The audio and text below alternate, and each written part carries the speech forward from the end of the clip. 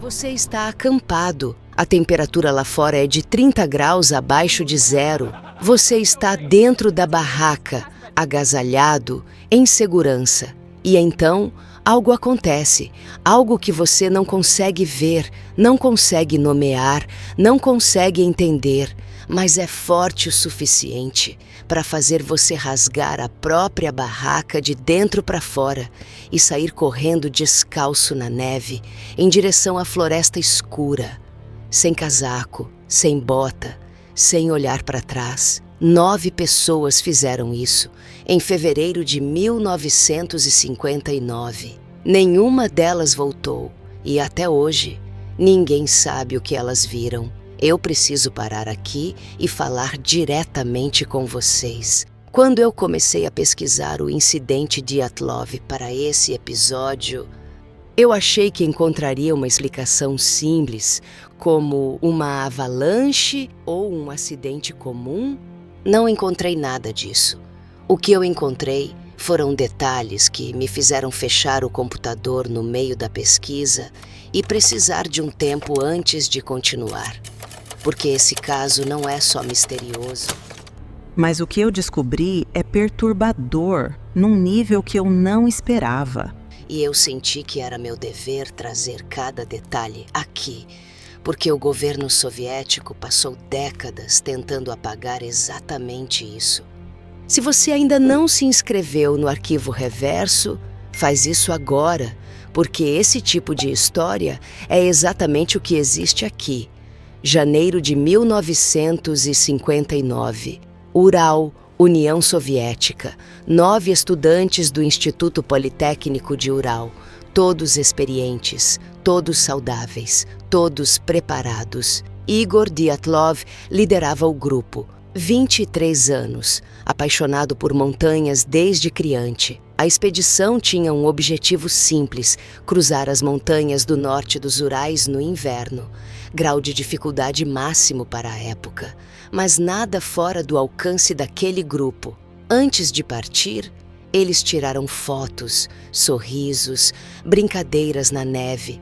O tipo de foto que qualquer grupo de amigos tira antes de uma aventura, sem saber que aquelas seriam as últimas imagens de suas vidas. Em 1º de fevereiro, eles montaram um acampamento numa encosta da montanha Kholat Syakhl.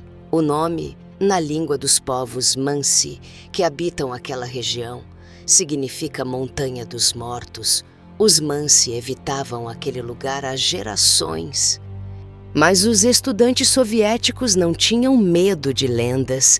Eles montaram a barraca, jantaram e foram dormir. Ninguém sabe o que aconteceu depois. Quando o grupo não retornou na data prevista, uma equipe de busca foi enviada. O que encontraram?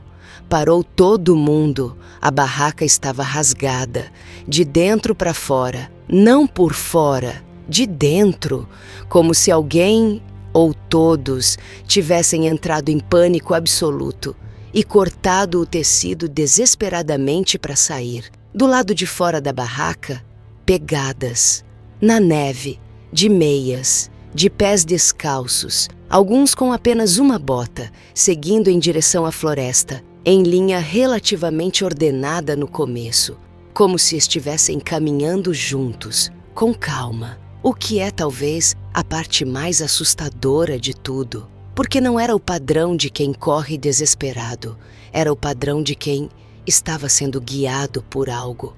A temperatura naquela noite estava a 30 graus abaixo de zero. Os primeiros corpos foram encontrados perto de uma árvore. 2 estudantes, apenas de roupas íntimas.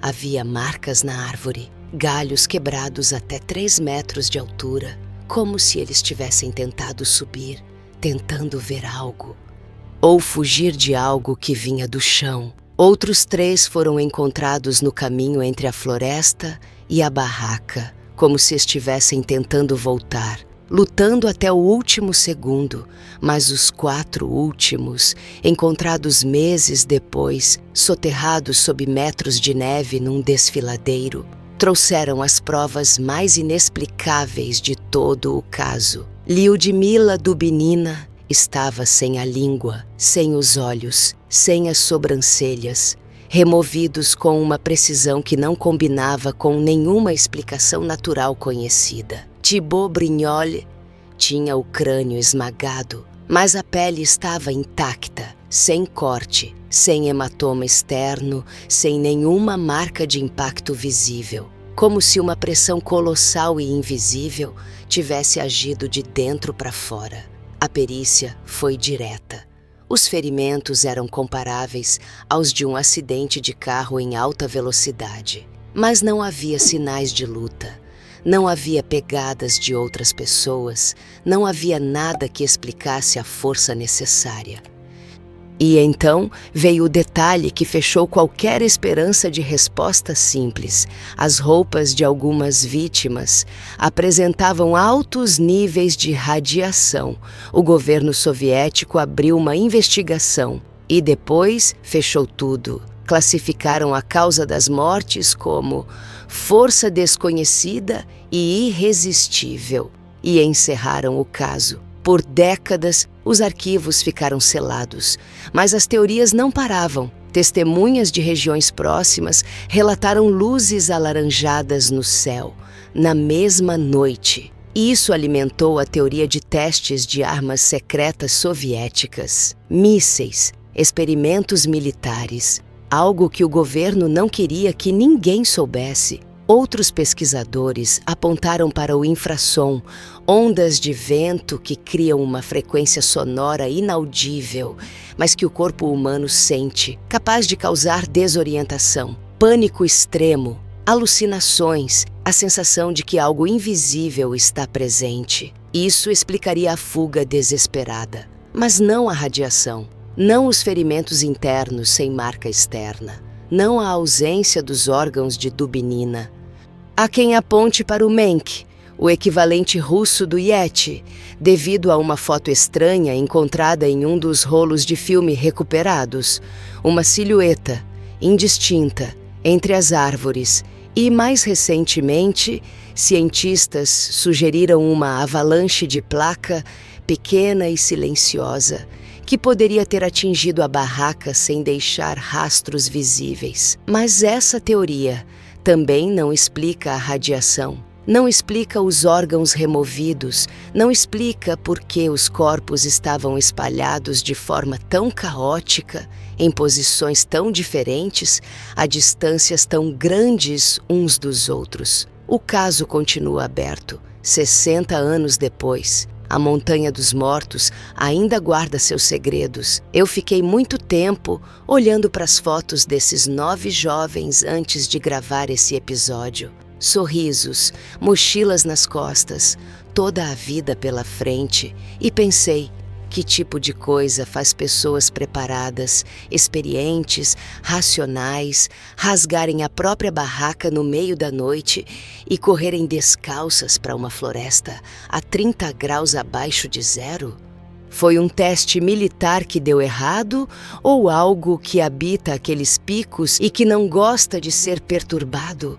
Eu não tenho resposta e acho que isso é a parte mais inquietante de tudo. O arquivo de Dyatlov continua aberto e a resposta pode estar escondida onde ninguém ainda teve coragem de olhar. Qual a sua teoria sobre o incidente Dyatlov? Comente aqui e se inscreva para o próximo arquivo.